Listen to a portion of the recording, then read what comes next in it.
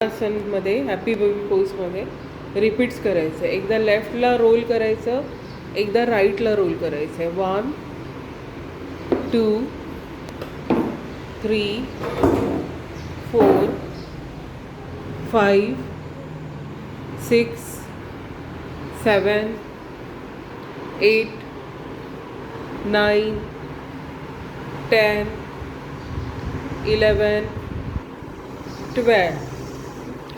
आता हे दोन्ही पायाला सरळ करायचं, अंगठे पकडूनच ठेवायचे आणि पाय स्ट्रेच करायचे सरळ आणि मध्ये डिस्टन्स ठेवायचा आणि होल्ड करायचे. 1 2 3 4. आप एंकल पकड़ सकते हो, एंकल भी पकड़ सकते हो. आता पाय जर सरळ नसेल होत आणि हाताने अंगठ्यापर्यंत हात पोचत नसेल तर तुम्ही अँकल लेंथला हाताने पकडू शकता किंवा शिनला पकडू शकता, म्हणजे पाय सरळ होईल.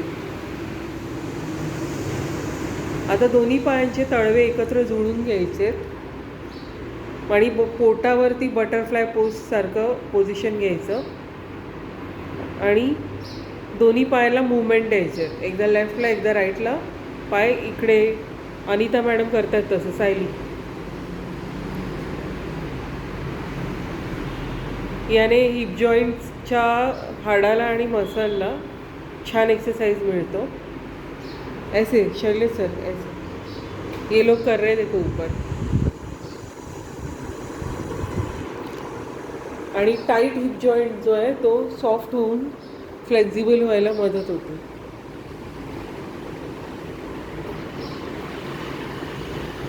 आता हे पाय सोडायचे.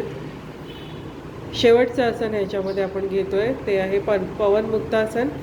दोन्ही पाय सरळ सोडायचे. ते एकाच पायाने आपण घेणार आहोत. लेफ्ट लेगला श्वास घेत वरती उचलायचं. 1. त्याला फोल्ड करून पोटावर घ्यायचं आहे. 2. दोन्ही हाताने त्याला मिठी मारायची आहे, पोटावर ओढून घ्यायचं आहे. ज्यांना कोणाला स्पॉन्डिलायटिस नाही त्यांनीच फक्त डोकं उचलायचं आहे आणि आपला जो हनुवटी आहे ती नी जवळ न्यायचा प्रयत्न करायचा. 1 2 3 4 5 6 7 8 9 10. हात सोडायचे, डोकं खाली ठेवायचं, पाय वरती सरळ करायचा आणि पाय खाली सोडायचा. आता पवन मुक्तासन दुसऱ्या पायाने.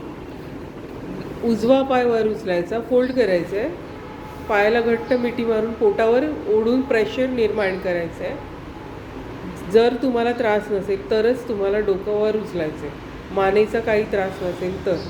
1 2 3 4 5 6 7 8 9 10. सोडायचं.